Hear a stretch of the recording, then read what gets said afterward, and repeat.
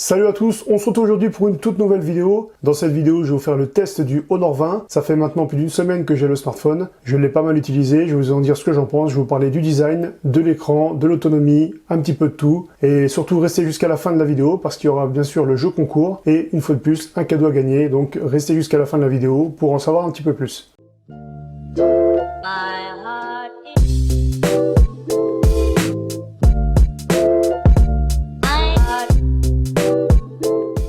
Donc à l'avant, on retrouve un écran de 6,26 pouces au format 19,5 comme le Honor View 20. La dalle est poinçonnée et l'écran occupe plus de 85% de la face avant. Le téléphone est compact et vraiment très agréable en main. À l'arrière, il est fidèle à sa réputation. Il offre une très belle couleur noire avec de très beaux reflets, mais le problème c'est qu'il prend aussi beaucoup les marques de doigts. Le lecteur capteur d'empreinte, quant à lui, est vraiment très réactif et c'est vraiment super agréable. Vous voyez vraiment, regardez quand je remets le portable comme ça et que hop, voilà. Vous voyez, c'est super réactif. Je trouve que c'est vraiment une réussite par rapport à ça, par rapport à d'autres smartphones tels que les Galaxy S10 ou S10 Plus qui ont le lecteur capteur d'empreinte sous l'écran. Voilà, je trouve que c'est beaucoup plus réactif, c'est très bien placé au niveau du doigt, voilà, on place le doigt, puis le fait que ce smartphone soit compact, c'est vraiment un plus et un bon point pour Honor. Par contre, ce qui est dommage, c'est que pour les gauchers, c'est un petit peu galère le lecteur capteur d'empreinte, se situant à droite, donc vous pourrez le faire qu'avec ce doigt-là, mais bon, on y arrive quand même, c'est pas impossible. Et par contre aussi, donc ce qui est bien, c'est ce qu'ils ont prévu, heureusement, ils ont prévu donc la reconnaissance faciale qui marche très bien. Donc là-dessus, il n'y a pas de souci à ce niveau-là. Le lecteur capteur d'empreinte a plusieurs fonctions, dont la fonction démarrer et arrêter l'appareil. En bas, on n'a qu'un seul haut-parleur, donc mono, ce qui est bien dommage. Donc c'est vrai que ça casse un petit peu le truc quand on joue à des jeux ou quand on regarde une vidéo. On est vraiment pas pareil quand on n'a pas le même niveau d'immersion que sur un Galaxy S10 ou un Galaxy S10 Plus par exemple, ou un Galaxy S10e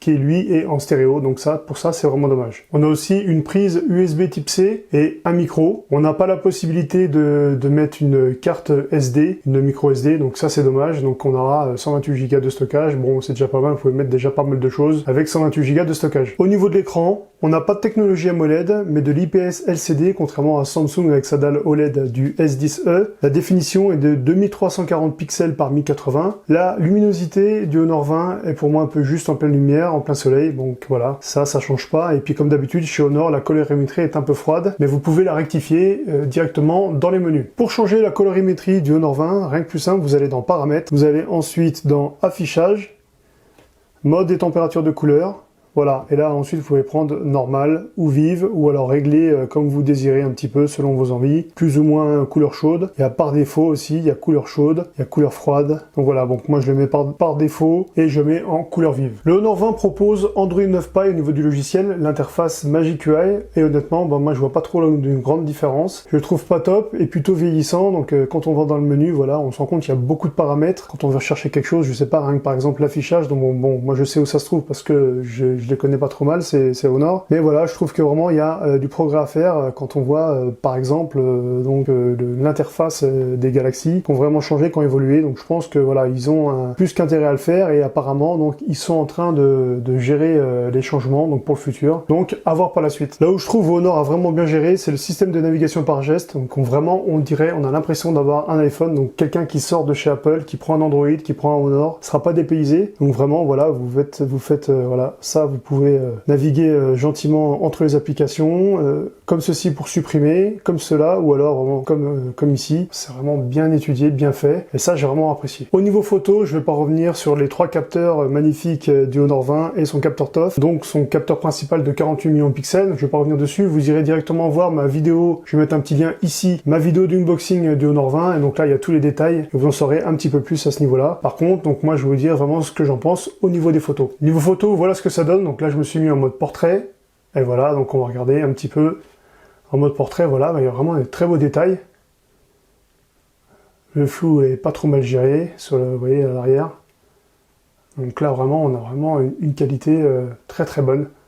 Voilà, je suis pas déçu de l'appareil photo, je trouve que voilà, il est très bon, fidèle à sa réputation. Donc ça a été une vidéo que j'ai faite chez moi, voilà, donc la stabilisation au niveau 4K, c'est vraiment très très bien, il n'y a pas de problème là-dessus. Donc ça, je trouve que c'est vraiment un bon point pour Honor. Le capteur TOF qui est ici fait vraiment bien le job. J'ai pris une photo, voilà, donc on s'aperçoit que vraiment, il y a le trouble derrière, ils ont bien fait, le flou derrière est superbe. Les détails, les contours de la fleur sont impeccables. Donc, ils gèrent très très bien ça à ce niveau-là. Donc, bravo Honor, vraiment, au niveau de l'appareil photo, c'est un sans faute pour moi. Quant au selfie, il s'en sort vraiment très très bien. Donc, la qualité est vraiment très bonne.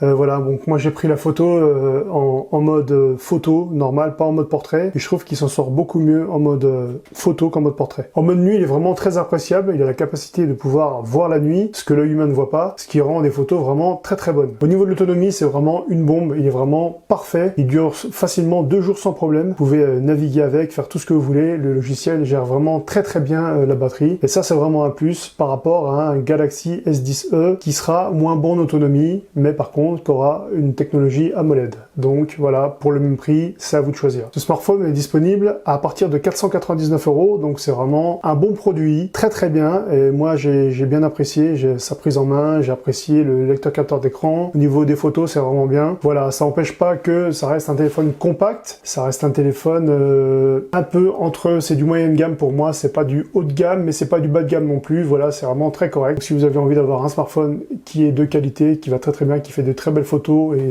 des super photos la nuit, faut pas hésiter, il y a un prix de 499 €, je vous mettrai le lien d'achat en bas de la description de la vidéo et vous pourrez aller voir et acheter directement ce smartphone si le cœur vous en dit. Donc voilà, c'était le test du Honor 20, j'espère que ma vidéo vous a plu, je remercie encore une fois Honor de m'avoir prêté ce smartphone, sans eux cette vidéo n'aurait pas été possible, donc merci beaucoup. Et on va passer directement donc maintenant au jeu concours, donc voilà, donc j'ai pris l'habitude à chaque fin de vidéo de vous faire gagner un petit objet que j'ai en partenariat donc avec mes partenaires, donc là par exemple OK.